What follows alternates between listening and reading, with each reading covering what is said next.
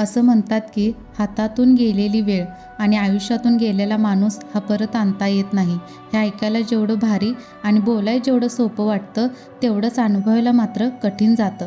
आता हा प्रश्न उरतो की माणसाच्या हातातून वेळ आणि आयुष्यातून माणूस जाण्यासाठी कुठली गोष्ट कारणीभूत ठरते? आणि याचं उत्तर आहे त्याने केलेल्या चुका. चुका ह्या 2 प्रकारच्या असतात. पहिल्या प्रकारात चूक अशी असते जी वेळेवर सुधारता येते, मात्र दुसऱ्या प्रकारात अशी चूक असते जिला सुधारण्यासाठी आयुष्यभर वेळच मिळत नाही. असंच काहीतरी घडलेलं आहे या कथेतील आदीबरोबर.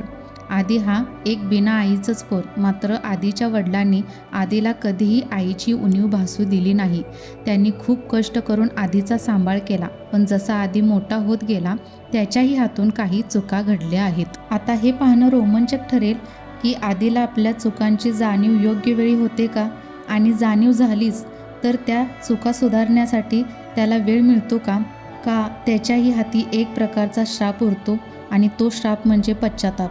जसं कर्जाच्या व्याजाला लागलेलं चक्रवाढ व्याज.